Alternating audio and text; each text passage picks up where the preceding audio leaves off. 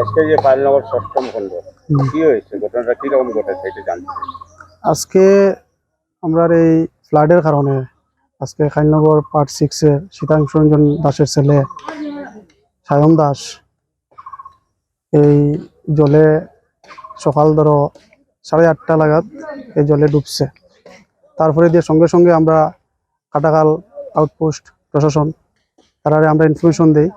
তারপর আমরা SDRF information দিছি।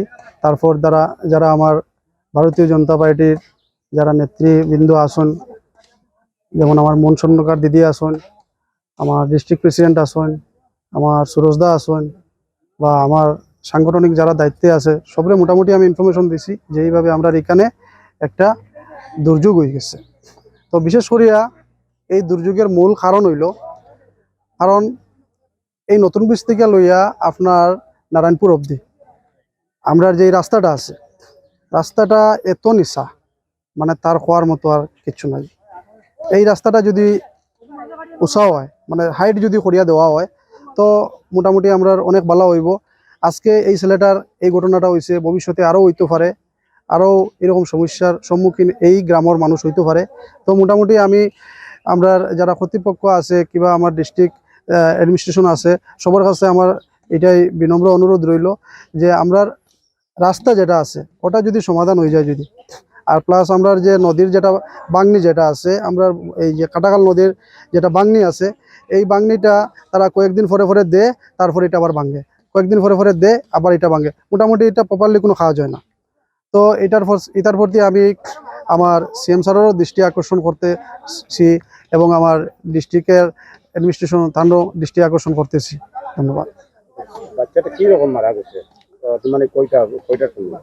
সকাল 8:30 নাগাদ। মানে কি রকম এটা, বাচ্চাটা কি জলে পড়ছিল নাকি? জলে পড়ছে, মানে এই দোকানে গেছিল, তারপরে দিয়ে নতুন জল আইছে, তো তারা দুই ভাই একসাথে গেছে। তো যাইতে গিয়া বড় ভাই যেটা আসলো এটা মোটামুটি উঠে গেছে একটা লাইনে, কিন্তু হেয়ার উঠতে পারছে না, তো তারা মোটামুটি জলে বাসিয়া নিচে। বাচ্চাটার নাম সায়ন দাস, পিতার নাম ধ্রুবজিৎ দাস, আর তার ভালো নাম ধ্রুবজিৎ দাস। পিতার নাম শীতাংশু রঞ্জন দাস, মার নাম মাম্পি দাস, কালীনগর ষষ্ঠ। 6। তারপর পুলিশ প্রশাসন এসেছিলেন? হ্যাঁ, আমি সঙ্গে সঙ্গে আমি কাটাখালের আউটপোস্ট দাদা তারা আমি ইনফরমেশন দিয়েছি, তারা সঙ্গে এসডিআরএফ মানে কয় ঘন্টা লাগছে এটা উদ্ধার করতে জলের নিচ থেকে? মোটামুটি 2-2.5 ঘন্টা লাগছে, এরকম 2-2.5 ঘন্টা লাগছে। তারপর লাগান দিতে ময়নাতদন্তের জন্য? হ্যাঁ, এখানে আমরা যাই, স্যারে আমরা কইছেন যে এখানে পোস্টমর্টম করানোর জন্য, তখন আমরা যাই ইয়া করাই এটা পরে। তো এখন আমরা তার যেটা সৎ কাজ যেটা এখন এটা চলে আসে। এখন আপনি সরকারের কাছে কি দাবি করবেন? আমি সরকারের কাছে এটাই দাবি করি, কারণ এই ফ্যামিলিটা হয়েছে অতি গরিব ফ্যামিলি আর দিনমজুরি মানুষ তারা।